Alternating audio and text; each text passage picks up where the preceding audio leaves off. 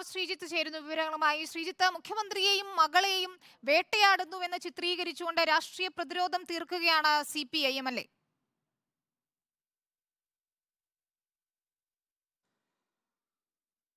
മുഖ്യമന്ത്രിയുടെ മകൾ വീണ വിജയന്റെ കമ്പനിയായ എക്സാലോജിക്കിനെതിരെ നടക്കുന്ന അന്വേഷണം ഗൗരവമായി എടുക്കുന്നില്ല, ഗൗരവമായി ഇതിനെ പരിഗണിക്കുന്നില്ല, രാഷ്ട്രീയ പ്രേരിതമാണ് എന്നൊക്കെ പറയുമ്പോഴും ഇതേപ്പറ്റി വിശദമായ ചർച്ചയും വിശദമായ തയ്യാറെടുപ്പോടും കൂടിയാണ് മാധ്യമപ്രവർത്തകരെ അഭിമുഖീകരിക്കാൻ CPM-ന്റെ സംസ്ഥാന സെക്രട്ടറി MV ഗോവിന്ദൻ എത്തിയത്.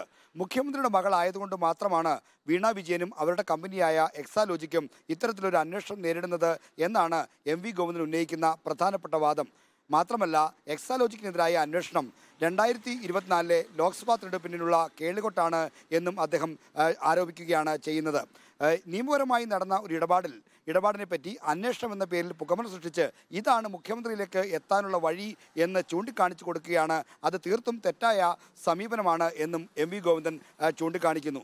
മാത്രമല്ല, കോൺഗ്രസ് നേതാക്കന്മാരും ആരാധനാലയങ്ങളും മറ്റ് സ്ഥാപനങ്ങളും സമാനമായ രീതിയിൽ CMR കമ്പനിയിൽ നിന്ന് കോടിക്കണക്കിന് രൂപ കൈപ്പറ്റിയിട്ടുണ്ട്.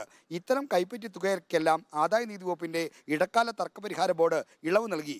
എന്നാൽ സുതാര്യമായി നടന്ന GST അടച്ചുകൊണ്ട് നടന്ന CMRL എക്സാലോജിക് ഇടപാടിനെ പറ്റി മാത്രം അന്വേഷണം നടത്തുന്നത് എന്തുകൊണ്ടാണ്? അത് രാഷ്ട്രീയമാണ്, അത് മുഖ്യമന്ത്രിയെ അപഹസിക്കാനുള്ള നീക്കമാണ്, അതിനെ പ്രതിരോധിക്കുക തന്നെ ചെയ്യും എന്നാണ് MV ഗോവിന്ദൻ ആവർത്തിച്ച് വ്യക്തമാക്കുന്നത്. എന്നാൽ എന്ത് സേവനമാണ് എക്സാലോജിക് കമ്പനിയിൽ നിന്ന് CMRL വാങ്ങിയത്?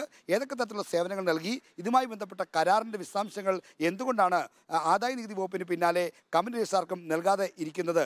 അത്തരം കാര്യങ്ങൾ അന്വേഷണം പരിശോധിക്കപ്പെടേണ്ടത് തുടങ്ങിയ കാര്യങ്ങൾക്കൊന്നും വ്യക്തമായ ഉത്തരം നൽകാൻ CPM സംസ്ഥാന സെക്രട്ടറി MV ഗോവിന്ദന് കഴിയുന്നുമില്ല.